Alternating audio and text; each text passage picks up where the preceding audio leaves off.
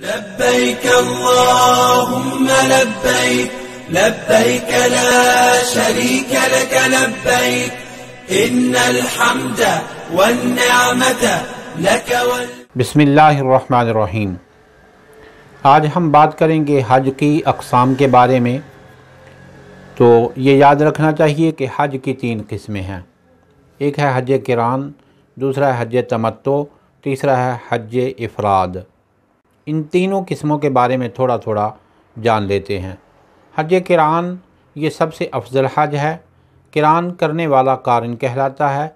इसमें हज और उम्रा का एहराम एक साथ बांधा जाता है, मगर उम्रा करने के बाद कारिन हलक या कसर नहीं करवा सकता। इसे बदस्तूर एहराम में ही रहना होता है।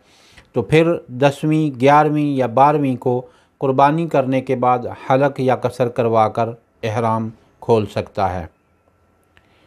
तो दूसरी किस्म है हज तमत्तो की।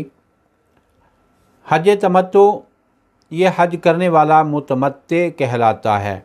ये हज के महीनों में मीकात के बाहर से आने वाले अदा कर सकते हैं। जैसे पाकिस्तान और हिंदुस्तान से आने वाले अमूमन हज तमत्तो ही किया करते हैं। इसमें आसानी ये है कि इसमें उम्रा तो होता ही है, लेकिन उम्रा अदा करने के बाद हलक या कसर करके एहराम खोल दिया जाता है और फिर 8 ज़िलहिज्जा को या इससे क़बल हज का एहराम दोबारा से बांध लिया जाता है। तीसरी किस्म है हज इफ़राद। इफ़राद करने वाले हाजी को मुफरद कहते हैं। इस हज में उम्रा शामिल नहीं है। इसमें सिर्फ़ हज का एहराम बांधा जाता है। अहले मक्का और हिल्ली वो लोग हैं कि जो हुदूद हरम से बाहर से लेके मीकात की हुदूद के दरमियानी ही इलाक़ों में रहते हैं, उनको हिल्ली कहते हैं। अहले मक्का और हिल्ली मीकात और हुदूद हरम के दरमियान में रहने वाले बाशिंदे हज इफ़राद करते हैं। और ये लोग किरान या तमत्तो करेंगे तो दम वाजिब होगा, यानी उन पर जुर्माना आएगा।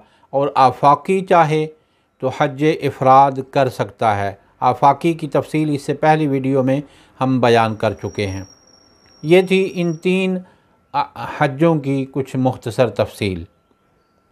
तो फिर इसके बाद मरहला आता है कि इन तीनों अक़साम में से जिसकी भी नीयत आप कर रहे हैं, आपने एहराम बांधना है।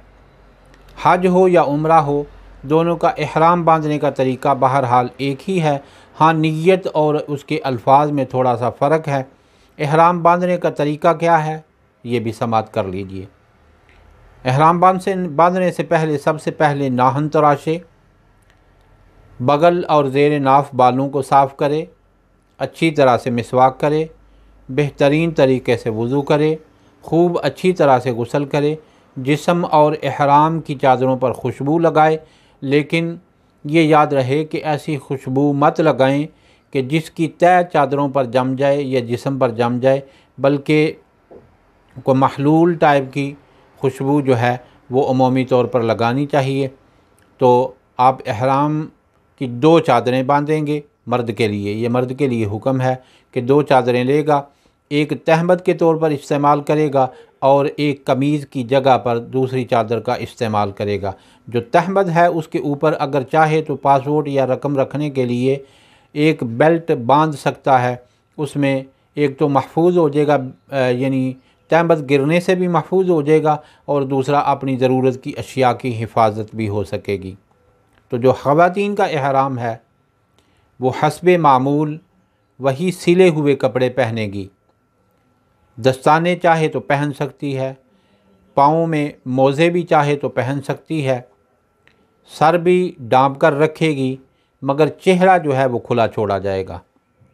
हाँ, अगर कोई औरत गैर महरम लोगों से फिर भी अपना चेहरा छुपाना चाहे तो उसके लिए एक मुमकिना तरीका ये हो सकता है कि जो हाथ वाला पंखा होता है, वो पंखा या कोई किताब, छोटी मोटी किताब है, उसको इस तरह से चेहरे के आगे अगर रख के तो अपने चेहरे को ढांपना चाहे, लेकिन कोई चीज़ चेहरे के ऊपर मस नहीं करनी चाहिए, चेहरे के साथ जुड़ी हुई नहीं होनी चाहिए।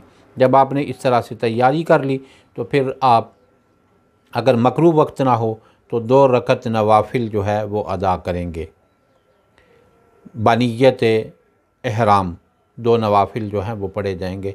बकिया तफसील इंशाअल्लाह अगली गुफ्तगू में।